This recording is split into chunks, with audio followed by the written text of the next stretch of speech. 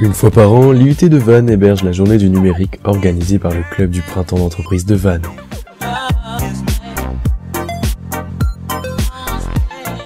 La journée du numérique est un événement consacré au partage de connaissances entre particuliers, professionnels, enseignants et étudiants. Qu'est-ce que vous apporte cette journée du numérique à l'IUT?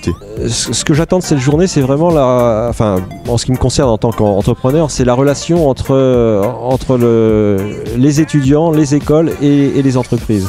On a vraiment à travailler sur ce sujet-là. On a évoqué le fait de la compétence des étudiants quand ils sortent de leur cursus universitaire. Moi, ce que je m'aperçois, c'est que je ne trouve pas de personnes qui soient opérationnelles et performantes juste à la sortie des études. On est obligé de passer par une phase de formation en interne, et ça, c'est pas normal. En sortant de l'université ou d'une école d'ingénieur, on doit être opérationnel et performant. Cette année, le thème de la journée était l'association du numérique avec l'enseignement.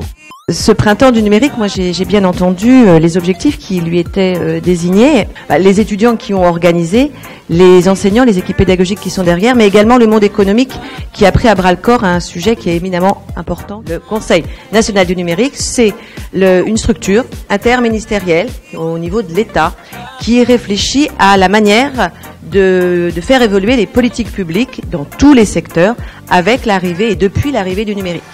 Donc dans tous les secteurs, il y a celui de l'éducation. Mais ça n'est pas exclusivement celui de l'éducation. Même si celui de l'éducation est fondamental parce qu'il prépare les générations de demain. Les étudiants de première année sont chargés d'organiser eux-mêmes la venue des intervenants afin de mettre en place divers ateliers et conférences relatives au thème de la journée. Le club entreprise de Vannes organise quant à lui en parallèle des ateliers numériques pédagogiques et collaboratifs, Study Work, ainsi que le hackathon du projet TEN. Comment pensez-vous que la réalité augmentée va pouvoir s'intégrer au programme de l'éducation en général? Alors ça, c'est un vaste sujet. Je ne parlerai pas de la réalité augmentée, je parlerai du code informatique tout court, qui est pour moi un nouveau langage et qui doit absolument être appris à la maternelle. Je trouve ça incroyable que on ne fasse pas encore suffisamment de langue informatique dès le plus jeune âge. Parce que pour moi, c'est le langage de demain et le monde de demain, ce sont des codeurs.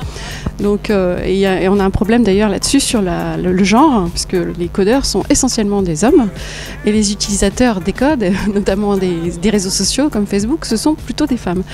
Et je pense que là, il y a un vrai souci et l'école n'améliore pas cette frontière parce qu'on ne fait pas d'informatique assez tôt.